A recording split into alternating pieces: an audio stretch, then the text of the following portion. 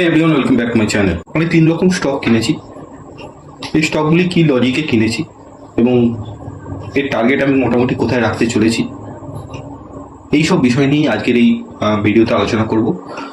প্রথমত যে স্টকটি আমি কিনেছি সেটি আইআরসিটিসি। এই আইআরসিটিসি কেনার পেছনে কি লজিক রয়েছে সেটা আমি আগের দিনও আমার ভিডিওতে বলেছিলাম। আজকে আরেকবার ছোট্ট করে বলে দিচ্ছি। সেটা হচ্ছে যদি চার্টটাকে একটু জুম আউট করে দিই, জুম আউট করলে পরে আপনি দেখতে পাবেন যে এখানে একটা রিজেকশন ছিল, এখানে একটা রিজেকশন ছিল, ফাইনালি এইখানে ব্রেকআউট হয়েছিল।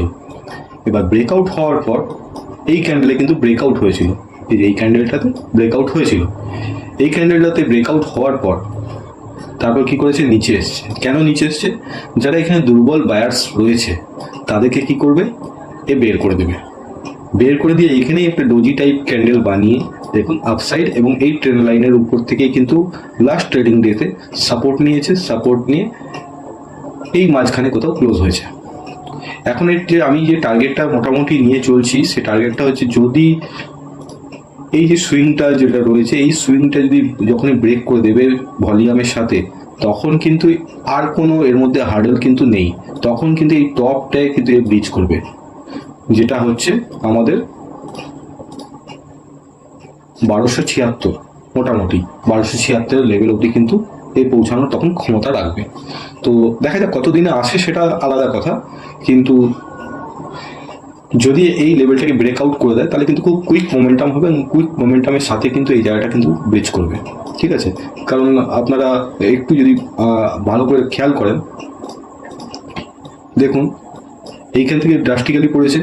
আর এই যে টপ যে লাগিয়েছিল, লাইফ টাইম এটা হাই ছিল, এই লাইফ টাইম হাইটাও কিন্তু পরপর চলে গিয়েছিল। মানে এখানে কোথাও কিন্তু রেজিস্ট্যান্স সেইভাবে নেই।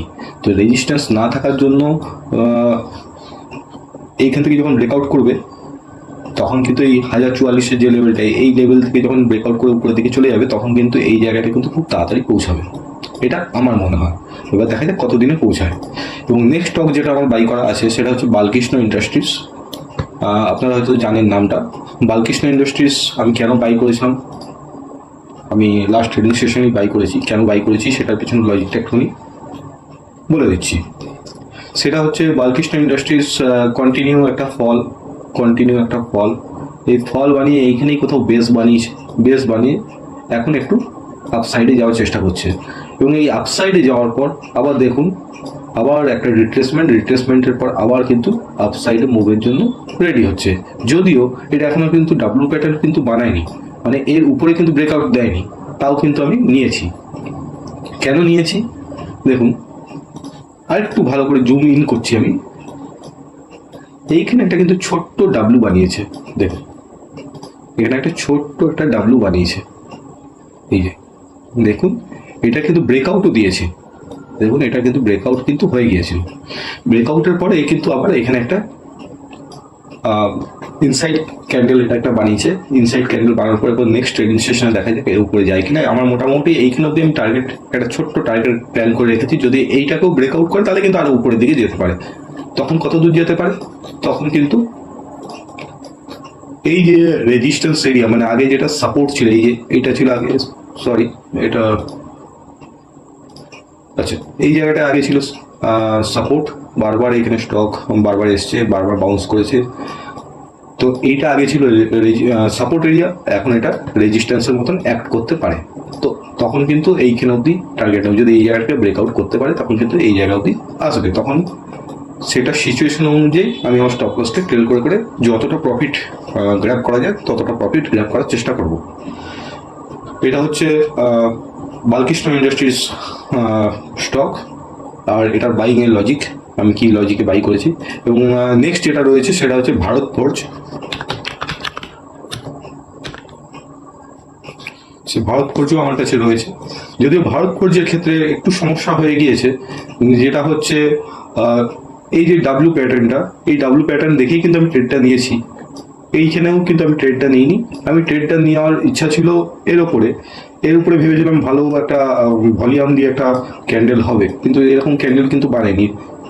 প্রতিবার একটা ছোট্ট ছোট্ট ডোজি বানিয়ে উপরে যাচ্ছিল, যার জন্য আমি খুব একটা সাহস পাইনি বলতে পারেন। যখন এইরকম একটা বড় ক্যান্ডেল বানালো এবং সেদিনই একদম হাই টাচ করে দিল এর,